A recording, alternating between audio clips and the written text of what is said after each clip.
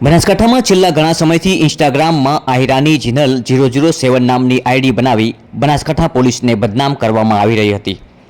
જેમાં પોલીસે આઈડી ચલાવનાર આરોપીને ઝડપી પાડવા માટે તપાસ શરૂ કરી હતી। જે તપાસ દરમિયાન ધાંધરા પોલીસે ઇન્સ્ટાગ્રામમાં આહિરાની આઈડી ચલાવનાર આરોપી ગોવિંદ રાઠોડની અટકાયત કરી છે।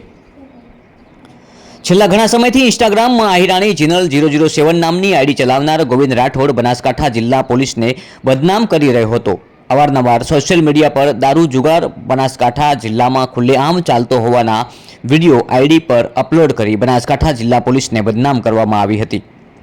તો બીજી તરફ ગોવિંદ રાઠોડ દ્વારા જીનલ આહિરાની ઇન્સ્ટાગ્રામ આઈડી પર આઈપીએસ પૂજા યાદવનો ફોટો પણ રાખવામાં આવ્યો હતો, જેને લઈ બનાસકાંઠા જિલ્લામાં ગોવિંદ રાઠોડ વિરુદ્ધ અગાઉ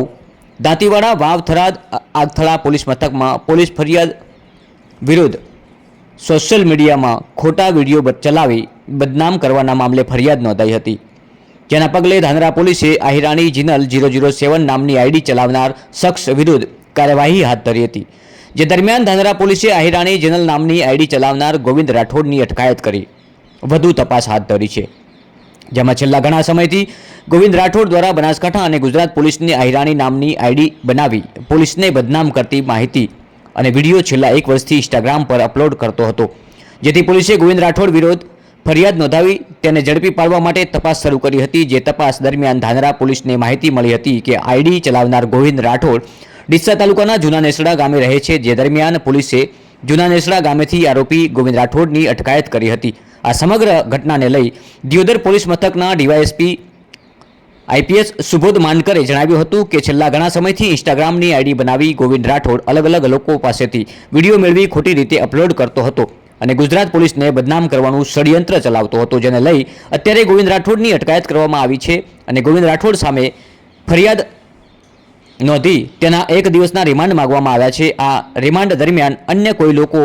આ આઈડી સામે જોડાયેલા હશે તો તેની સામે પણ કાયદેસરના પગલાં અને કાર્યવાહી કરવામાં આવશે। છેલ્લા ઘણા સમયથી બનાસકાંઠા જિલ્લા પોલીસને બદનામ કરવાની એક ષડયંત્રના ભાગરૂપે આઈડી બનાવી હોય તેવી જ રીતે છેલ્લા ઘણા સમયથી ઇન્સ્ટાગ્રામ આઈડી આહિરાની જીનલ 007 નામની આ આઈડીમાં અલગ અલગ પ્રકારના પોલીસ વિરુદ્ધના વિડીયો અપલોડ કરવામાં આવતા હતા, જેથી કરીને પોલીસ બદનામ થાય। આહિરાની જીનલ 007 નામની આઈડી ચલાવનારને ઘણા સમયથી પોલીસ ગોતી રહી હતી। इंस्टाग्राम ऊपर आहिरानी _जीनल_007 नाम की एक आईडी बनाई गई थी। उस आईडी पर अलग अलग पोस्ट अपलोड किए जाते थे, जिसमें गुजरात पुलिस और बनासकांठा पुलिस के विविध कर्मचारियों के खिलाफ अलग अलग पोस्ट किए गए थे, जिसमें कई सारे पोस्ट डिफेमेटरी थे, उनको बदनाम करने के लिए थे और उनके खिलाफ विदाउट एनी वेरिफिकेशन उनको बदनाम करने के लिए उन पर खोटी माहिती लिखी गई थी। इस संबंध में बनासकांठा पुलिस में टोटल 4 पुलिस स्टेशन में अलग अलग जगह एफआईआर हुई है, जिसमें Tharad police station, Vav police station, Dantiwada police station और आगथड़ा पुलिस स्टेशन में एफआईआर हुई है। इस संबंध में जब हमने इंस्टाग्राम से इस आईडी के संबंधित माहिती मांगी तो उन्होंने हमें एक आईपी एड्रेस दिया और एक ईमेल आईडी मिली, जिस ईमेल आईडी और आईपी एड्रेस के आधार पर हमें गोविंद जी शंभू जी राठौड़ इस नाम के जूना नेसड़ा के इसम की माहिती मिलती है और उस माहिती के आधार पे हमने आरोपी को अरेस्ट भी कर दिया है। वो अभी 1 दिन के रिमांड पे धानेरा पुलिस स्टेशन में हाजिर है। तपास दरमियान ये भी पता चला है कि कई सारे लोगों ने इन्हें उकसाया था, कई सारे लोगों ने इन्हें भड़काया था और इनको अलग अलग जगह से पोस्ट आते थे कि आप ये पोस्ट अपने आईडी पे डालिए, वो पोस्ट अपने आईडी पे डालिए और इसी आधार पे अलग अलग पोस्ट डाले गए थे। तो क्या ये कोई बड़े षड्यंत्र का, जिसमें बनासकांठा पुलिस को और गुजरात पुलिस को बदनाम करने का कोई बड़ा षड्यंत्र है, इसी का भी तपास अभी शुरू है और आगे भी अगर ऐसे कोई नाम पता चलते हैं जो इस षड्यंत्र का हिस्सा थे तो उन सबके खिलाफ भी कायदेसर कार्रवाई की जाएगी। धन्यवाद। सर, आईपीएस पूजा यादव का डीपी पर फोटो लगाया गया है, उसके बारे में कोई